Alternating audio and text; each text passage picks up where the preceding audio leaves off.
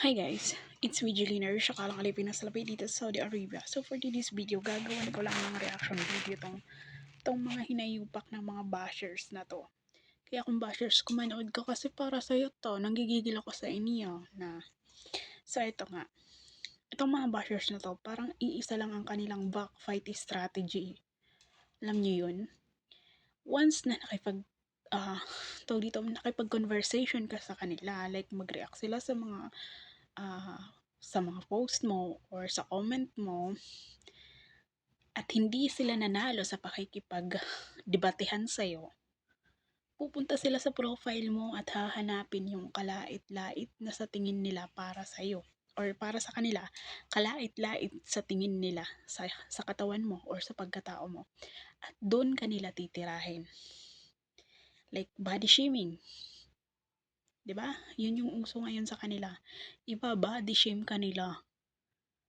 Alam mo yun, kapag sila nanalo sa pakikipagdebate sa'yo or di nila nagustuhan yung mga pinapakita mo or ginagawa mo, hahanap sila ng pangit sa paningin nila sa'yo.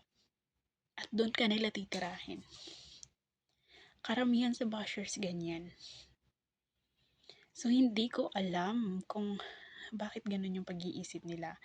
Like, bakit kayo mang-body shame para lang masatisfied yung sarili nyo na nanalo kayo sa debatehan or para lang masabi nyong hindi maganda yung ginagawa ng isang tao. Diba? Well, hindi pa ako ganun katagal naggagawa ng mga videos or nagpo-post ng kung ano-ano. Pero itong mga bashers na to, nararamdaman ko na alam niyo yun, yung ang dami kong na-encounter na ganyan. Like, hindi mostly sa post ko, no? Like, pupunta ako sa isang post or magbabasa ng comment at may nabasa ako doon na sa tingin ko naman hindi naman talaga tama. So, magre-react ako. Then, guess what?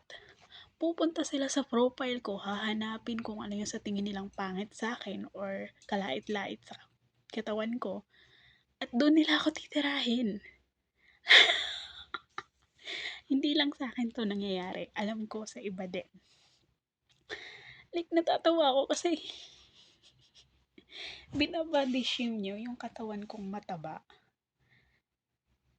Nilalait mo ako, hindi mo alam. Mula nang mamulat ako sa mundong to, nalait na ako ng iba't ibang klase ng tao. At guess what? 31 years old na ako nabubuhay sa mundo at hindi ako naaapektuhan ng ganon. So, para saan ang pangbabash mo? Para saan ang pangbabody shame mo sa akin? Sa tingin mo maapektuhan ako? Hindi po. Sa tingin nyo maapektuhan nyo ako? Hindi po.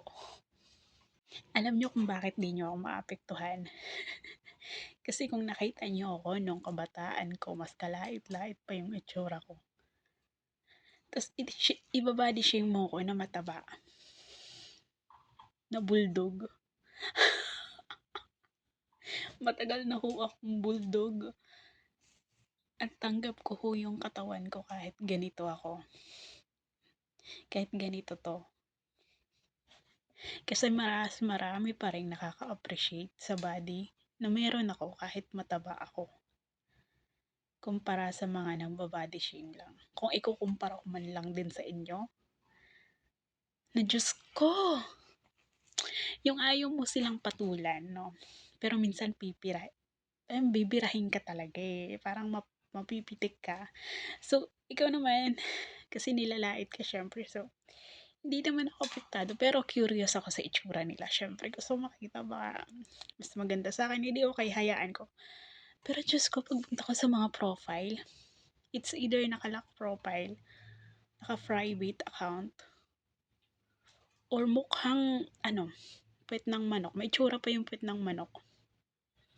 Yung titingnan mo pa lang, mabantot pa sa puwet ng manok yung mga itsura. Tapos ang lalakas ng loob manlait. Hindi mo alam, sabi nila, insecure daw sa'yo kapag, like insecure daw sa'yo kaya nanlalait. Like, anong ikaka-insecure? Siguro hindi. Talagang ganun lang talaga yung takbo ng utak nila.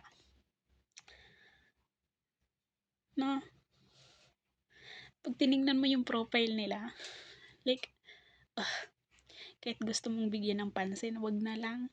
Sayang yung oras ko sa'yo. Iisip ko na lang ng ibang content.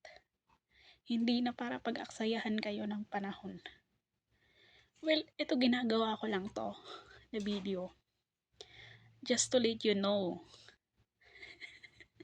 na hindi lahat ng taong iba-bash nyo or iba-body shame nyo ay affected. Well, mahihina pa yung apog dito sa social media. Ako din kasi matagal na ako sa social media. Like, simula nung nagka-cellphone ako, nasa social media na ako. Matagal na akong gumagawa ng mga videos. Pero ngayon lang ako nagpursige na gawin to. Like, ituloy-tuloy na gumagawa. At hindi pa ako matagal nagagawa pero ramdam ko na tong mga bashers na to, na mga utak bugok. Natatawa talaga ako sa inyo, grabe. Hindi ko lang kasi hindi lang ako naka-experience na, alam ko madami. Yung makikipagsagutan sila or magko-comment sila nang wala naman dun sa kung ano yung napapanood nila. Tapos kapag hindi nila nagustuhan yung sagot or yung komento sa kanila ng ibang tao, hahanap talaga sila ng ikakalait dun sa tao. Hindi ko alam kung ganyan na ba kayo or may problema kayo sa pag-iisip. Nakakaloka kayo, natatawa na lang ako sa inyo. Natatawa talaga ako kasi nag-aksaya pa siya ng oras, ng panahon, pumunta sa profile ko. Inisa-isa niya yung profile ko na almost, di ko alam, 500 plus na ata yun. Tapos nakahanap siya ng isa. Yun yung kinoment niya. Tapos, kahit ganito yung katawan ko, maraming nakaka-appreciate dito. Madami pa rin lumilingon dito kapag dumadaan ako. Mga aso nga lang. Yun lang. Ayusin nyo yung pang-body shame nyo, ha? Ayusin yung pang-babash nyo na hindi bumabalik sa inyo. Kasi, Diyos ka, yung mga pagmumukha nyo, mahirap na mag-talk. So, yan lang. Bye!